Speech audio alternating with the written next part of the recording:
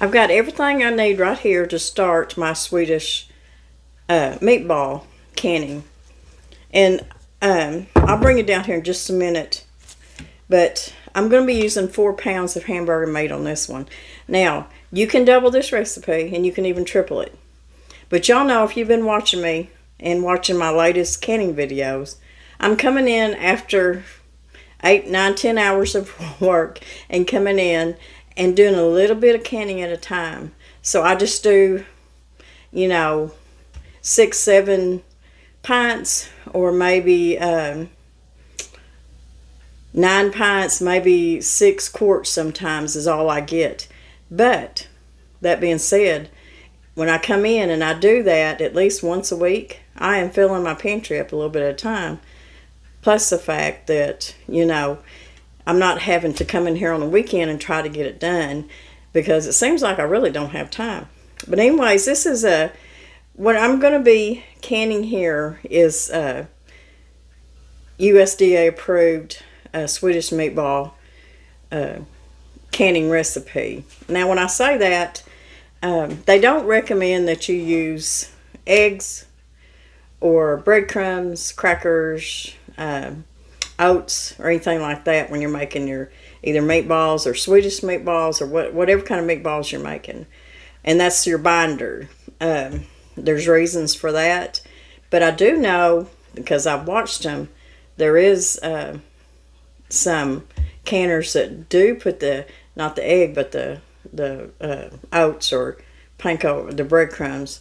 Now, it's not something you have to have. Like I said, it's a binder. But when this pressure cooks, what it does, it really seasons up that meat. And what a binder does, the oats and stuff, is it kind of keeps it not only moist, but kindly loose in the middle. I don't know how to explain it. But so the texture of these meatballs, once they come out of the canner and out of your jar, are going to be what they call a little bit of kind of toothsome or something like that. Just more of a bite to it. It's not going to be like a meatloaf where it kind of falls apart. It's going to be binded together without the binder. So that's just the way it cooks up in the pressure cooker. With the oats or the breadcrumbs or the eggs, I guess they think you're taking a chance of it maybe not getting hot enough in the middle of that meatball, not cooking it enough, just all different kinds of reasons. And for them, they don't want to take that chance of, you getting botulism or whatever. So this is the recommended recipe for Swedish meatballs. But like I said, there's people that do put that in there, and you can go watch their channel, and their Swedish meatballs look really beautiful in the jar, and they really like the recipe. So that's just something you have to choose to do. This is the way I choose to do it, and it works for me. So once I do cook my meatballs up, when I open a jar up and I'm wanting to have some Swedish meatballs for supper that night, on top of some noodles or rice or some mashed potatoes, I'll just take the beef broth out and I'll make me a roux, or you can even thicken your broth up with a little bit of cornstarch and a slurry. And that's how I'll thicken that up. And then once I get it thickened up, I'll put me a little bit of sour cream in there with it, and that's what gives it that really creaminess. And then I'll put my meatballs in with that. So it don't take long to do that. So anyways, let's get busy getting our meatballs made, because we're going to put them in the oven. Now you can do this on top of the stove too. You can brown them a little bit on top of the stove, and a lot of people prefer to do that. I'm going to put mine in the oven and let them brown just a little bit on both sides. I'm not going to cook them all the way through. There's no need in it, because they'll get cooked through in the pressure canning process. Okay, we're going to get our mixture mixed up here. Now I've got 4 pounds of hamburger meat. You can use half beef, you can use half pork, you can use veal, venison, and just use half and half, or if you want to use all pork or whatever. All I had was beef, so that's what I'm using. I didn't have any more ground pork, because that's usually what I would do. I do half pork, ground pork, and half beef. So I got 4 pounds of ground beef. I've got 2 medium onions chopped up, and I got 2 tablespoons of minced garlic. And you can't see it, but I've got 2 teaspoons of sea salt that I sprinkled over the top. Now this is all of my seasonings that I'm going to put in there and mix up. I have got 2 teaspoons of ground yellow mustard. I've got 2 teaspoons of ground coriander. I've got a teaspoon and a half of ground fennel seed, 1 teaspoon of thyme. Let's see, a teaspoon of allspice, a teaspoon of cinnamon, a teaspoon of black pepper, a half a teaspoon of cloves, and a half a teaspoon of nutmeg. And I tell you, if you use nutmeg, and y'all know in a lot of dessert recipes, I tell you that I don't really care for nutmeg. But in these meatballs, I really love it. And there's different cream sauces that I love a little bit of nutmeg in. And I love to use fresh nutmeg. So if I'm going to use nutmeg, I like to use it fresh. So that's all of our spices. And we're just going to put it all in here, and I'm going to do the best I can to get this mixed up. Now you can also put this in an electric mixer, and that'll mix it up really good for you too. So we're going to put all them spices in there. And all these spices come together and give them Swedish meatballs such a good taste. I've got some Worcestershire sauce here. I'm going to put 2 tablespoons, more or less. Like I said, there won't be any eggs or anything like that put in here. If Danny was here, I would let him do this. But y'all know where Danny's at. He is fishing. And he promised me he might bring me some fish home today. So if he's not duck hunting, he's fishing. If he's not fishing, if it's deer season, he's deer hunting. If it's turkey season, he's hunting turkey. Just like our forefathers always done. That's how they kept their families fed. And Danny has always kept his family fed. No matter how bad anything got, if the money was tight, there was always food on the table. His kids grew up eating fried squirrel, fried rabbit, quail.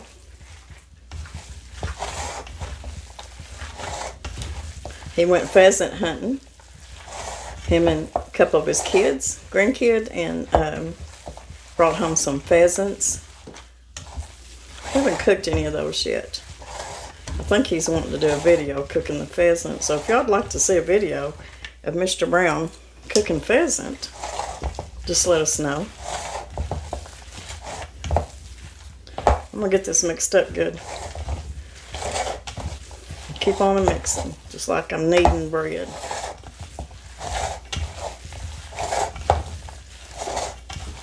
And while I'm doing this, I want to talk to y'all about something. A lot of y'all know that Mr. Brown, Danny, has his own channel now. And he is so happy.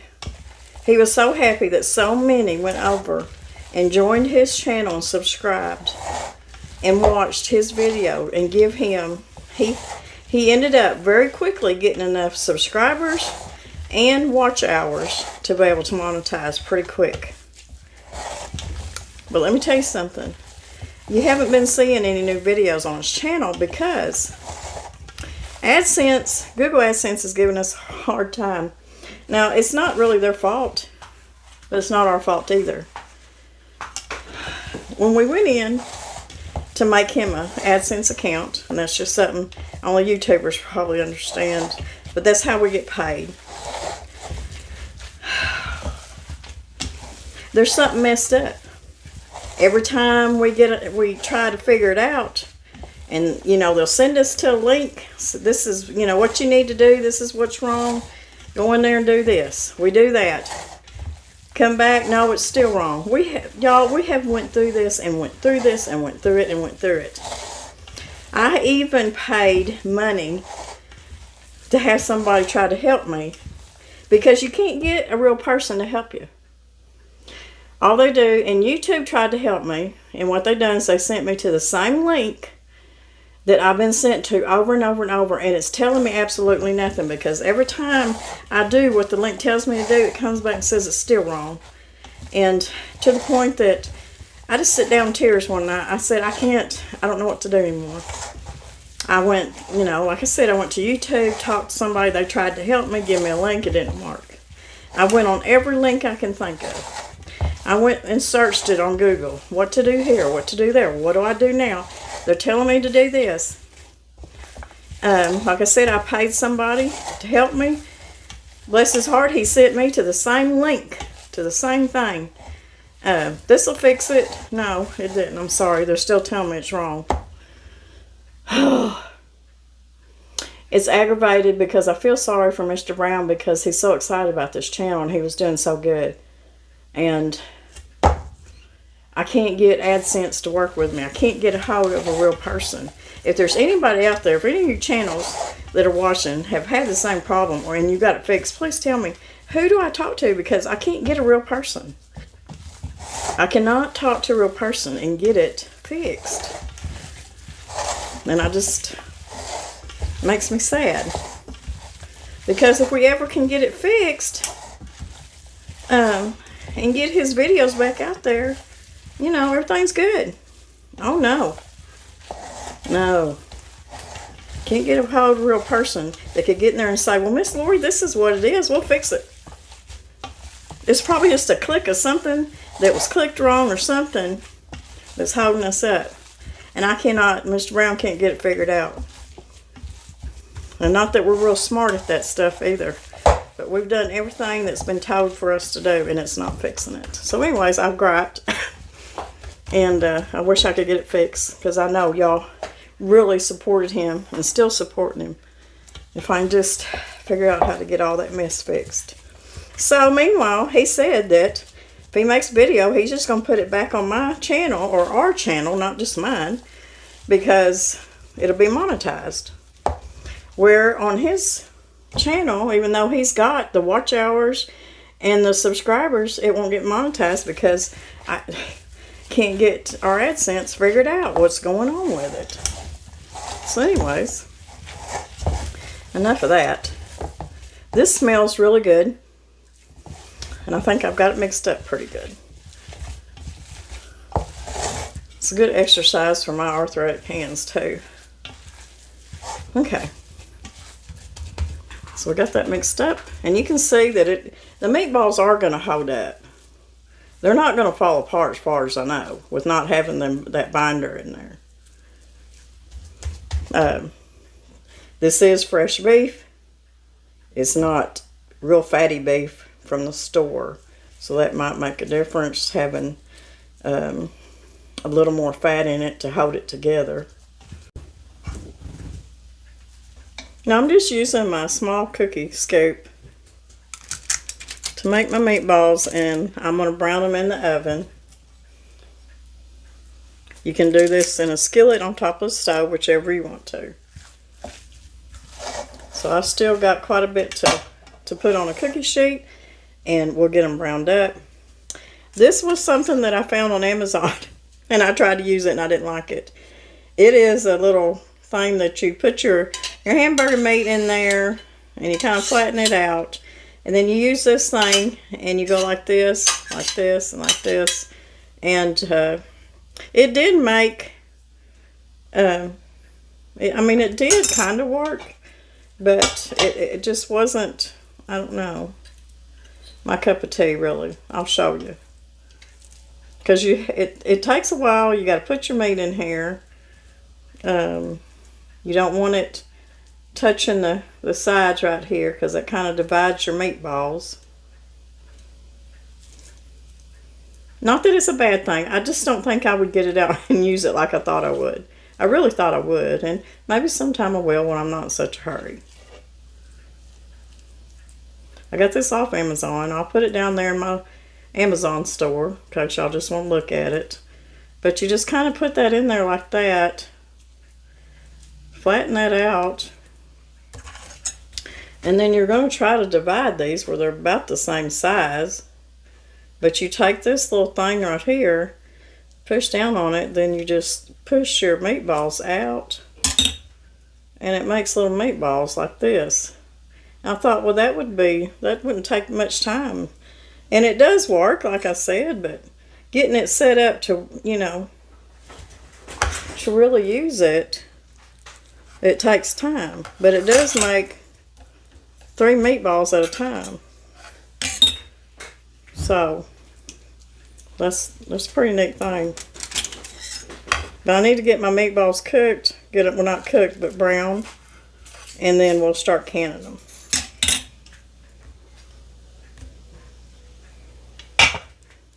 Of canning our Swedish meatballs.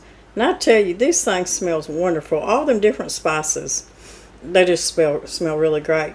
Now I browned these off in the oven, y'all. You can do it in a skillet, whichever you want to. This took 2 of my big sheet pans and a small one to get all them, done in time. So what I'm going to do is I'm just going to take out a few at a time. I've got them in my canner, staying hot. My jars are hot. My meatballs are still hot. And my broth is hot.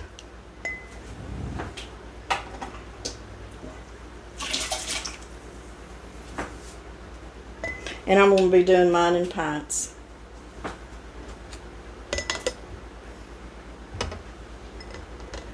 Whew. Not for sure how many Swedish meatballs we can get in here, but we're going to do the best we can.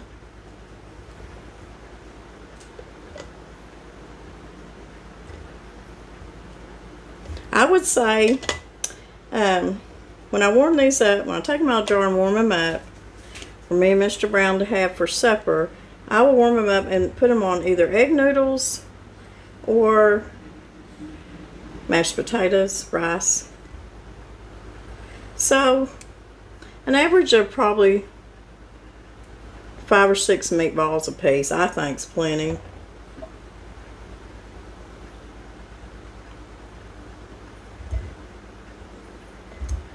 But once you get them in here and get your broth in here and you debubble, sometimes you can get another 1 or 2 in there.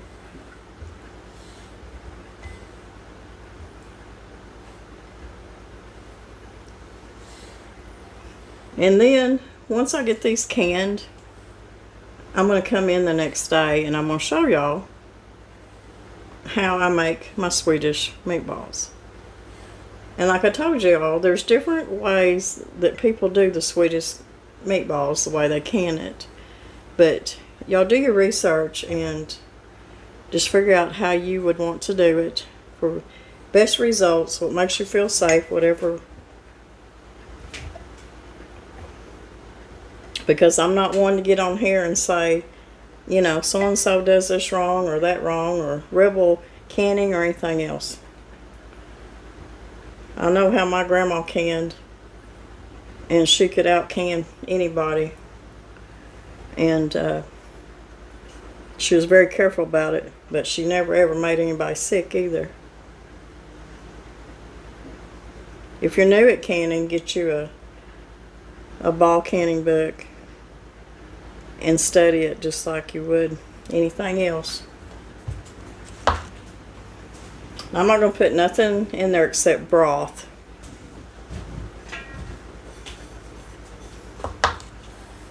And that is above the 1 inch head space, but let's get some broth in here. This is beef broth that I heated up.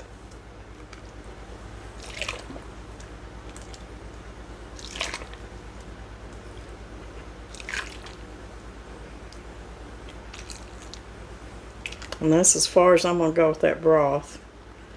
About 1 inch head space.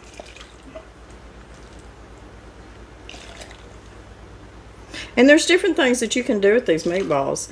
Even though they're seasoned up for Swedish meatballs, you can even take these and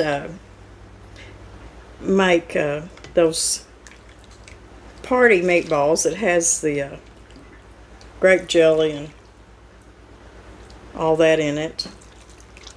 be good cook up that way. Or you can just throw it in some white, make you a pan of white gravy and throw it in there. Not only are these made up for convenience, but if for any reason that the grid should shut down, I would have to, and I've said this before, I'd have to do a lot of canning to get a lot of meat put up so it wouldn't go bad on me. And this is just one of the ways that it can be done.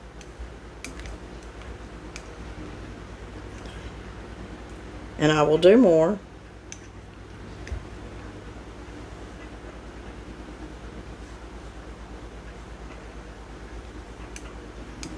I just take my time and do as many as I can.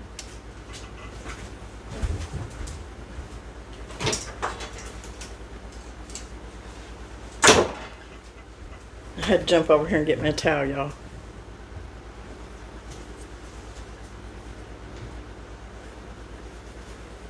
Wipe the rims off.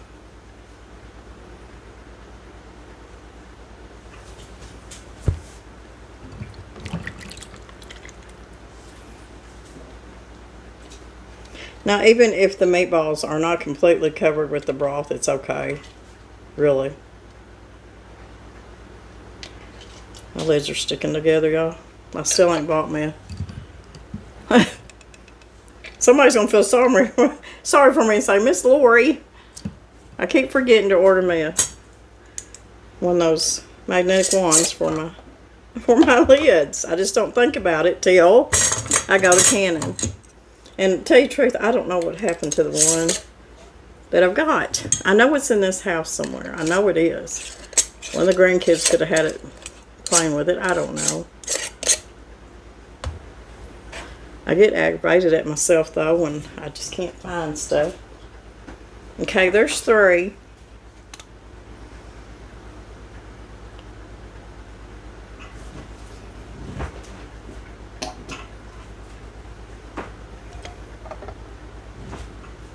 I'm going to put these back in my canner. I'm going to grab 3 more jars.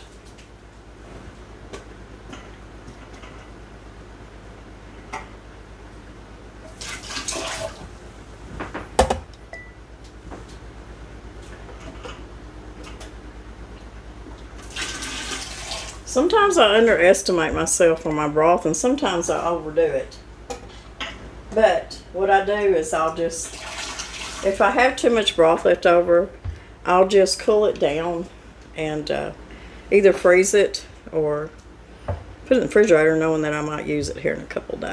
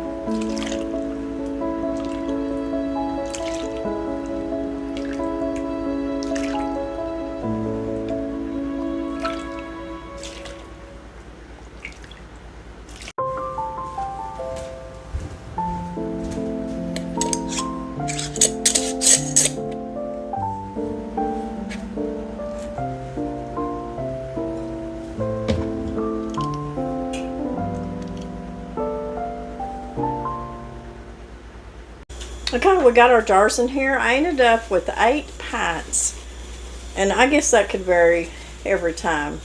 Next time I do it, I'm hoping to do it on the weekend when I'm going to double the recipe.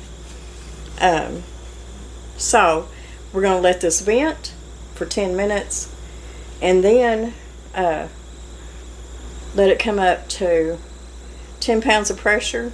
Mine wants to hang between 10 and 11 all the time. And then when it does that, we'll start counting down 75 minutes for pints, and if you're doing quarts, it's 90 minutes. And I'm really excited because I love Swedish meatballs. And once we get this done, I am going to come back and show you how I'm going to fix it for supper one night. So y'all hang around to the end of the video. Okay, it's the next day and we are going to cook us some of our canned Swedish meatballs. Just so y'all can see how I would serve them. We're going to start out by making our sauce for our Swedish meatballs. I've got 3 tablespoons of butter in here. I'm going to get the equivalent, as close as I can, to the flour. 3 tablespoons of flour.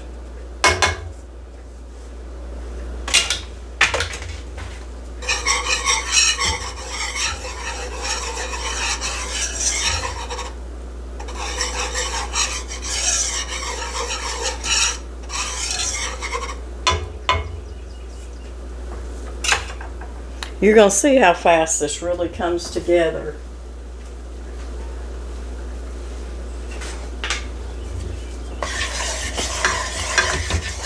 Now, you can use heavy cream or you can use sour cream in your gravy. Some recipes use sour cream and some people use heavy cream at the end. So I want to just cook this for a little bit, for just a minute, to cook that flour a little bit.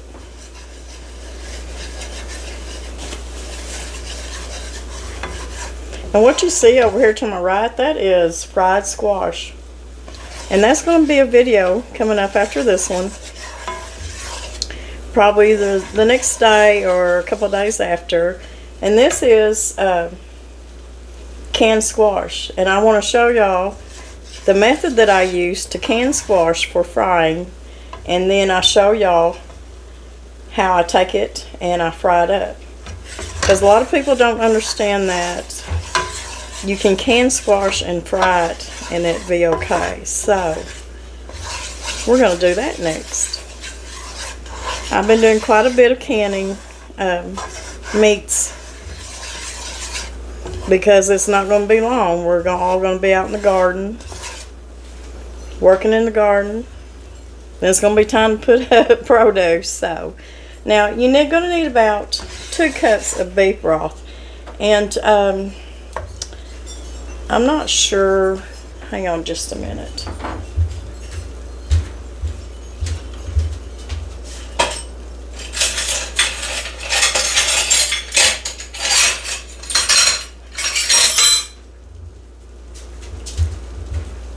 I should have had my cup over here, but I didn't. We're going to measure this that's in the jar already. The broth that we canned it in. And I was thinking there would probably be about a cup, and that's exactly what there is. So I'm going to pour all that broth that's in here with the meatballs.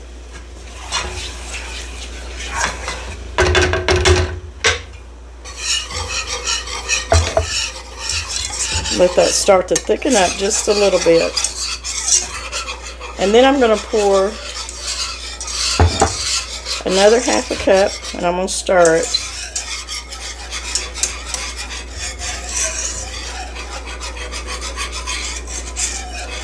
And then I'm going to pour another half a cup. So that's 2 cups altogether. Now I want to taste this before I put any salt in it. I do know that I want some pepper. And I think I've got some dried parsley out of my garden. Just going to put a little bit of it in there.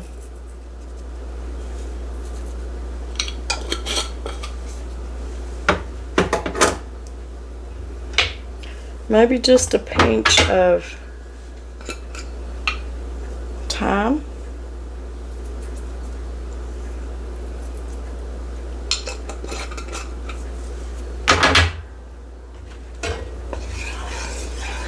And I'm going to let this start to thicken up. I'm going to go ahead and put my meatballs in here. And this is plenty of meatballs for me and Mr. Brown. If you got people over or you're feeding more than 2, just open up another pint jar. Or if you've canned these in quarts. But I've done mine in pints because it's just me and Mr. Brown. So I'm going to let this cook just a little bit and let all that thicken up just a little bit. And then I'm going to use sour cream.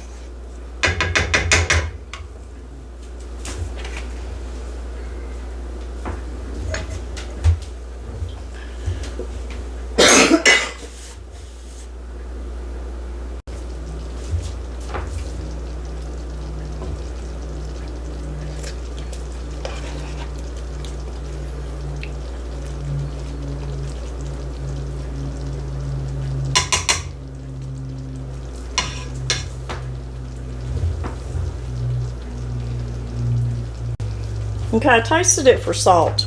It don't need anything. I did put a little bit of black pepper in there. I might even put just a little bit more, but as far as salt or anything else, you just don't need it. That broth was excellent. And I'm going to put, I don't know, half a cup of sour cream. Or like I said, you can use heavy whipping cream. Just whatever you've got or whatever you like.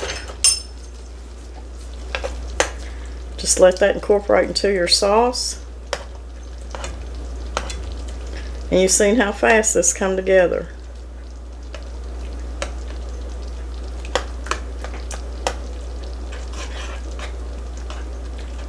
I'm just going to stir that around so it start getting incorporated in all that gravy. You can see how it's already getting to be a creamier, thicker gravy. I've got it, my stove burner set on low. Just letting it simmer. Let them meatballs heat up through and through.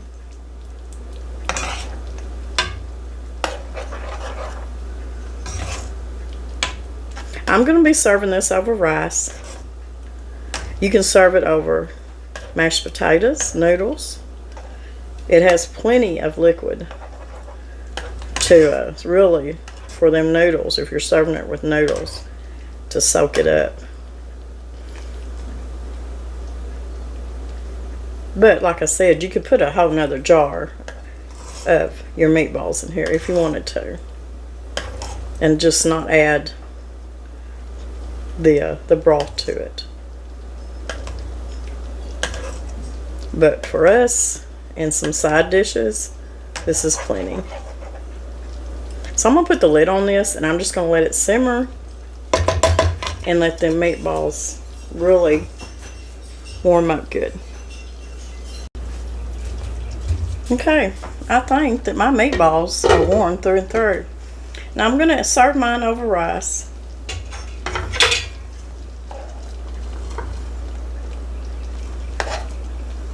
And like I said, for me, 5 or 6 meatballs is plenty. And I'm not putting Mr. Brown on a diet or nothing. But he'll even tell you that as he got older, he's not eating as much as he used to. He gets full a lot quicker and a lot sooner. So you can see there's still quite a few meatballs left. Plenty for Mr. Brown. And plenty of this good gravy.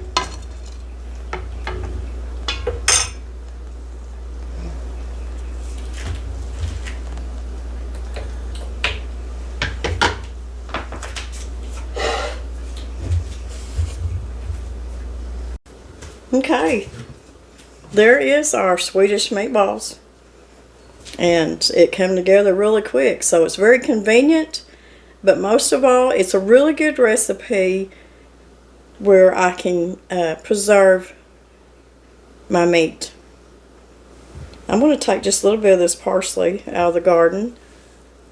I've got, this is Italian curly parsley, and it overwinters really good in my garden.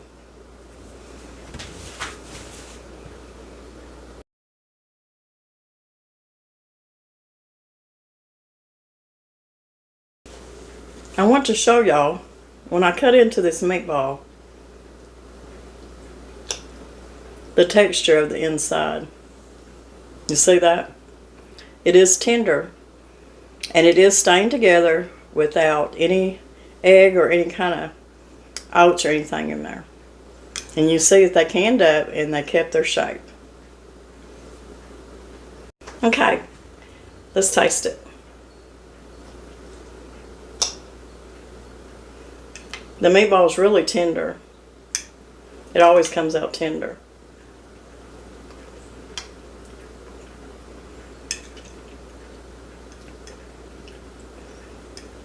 You can taste all those seasonings in that meatball.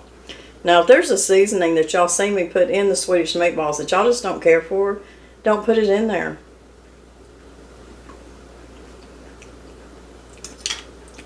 But it does give it that original Swedish meatball taste. The gravy's good too. So, I hope y'all enjoyed this recipe, this another canning video. I've just really been wanting to put meat up, and I'm getting a lot of it done, a little bit here and a little bit there.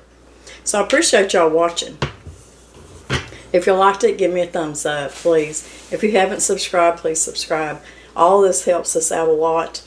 Miss Lori has got, till the end, about the end of May, that I get to finally retire. And it's getting to be a little bit bittersweet. But that being said, I'm going to be able to come to y'all a lot more often, me and Mr. Brown, because I'm going to have, I'm not going to be so stressed and always on the go and trying to get videos made. We tend to get it done, but and we love every moment of it. So this is just going to be another beginning to another journey for us. So I hope y'all stay with us. Like us, subscribe. We love y'all, and we'll see y'all in a few days.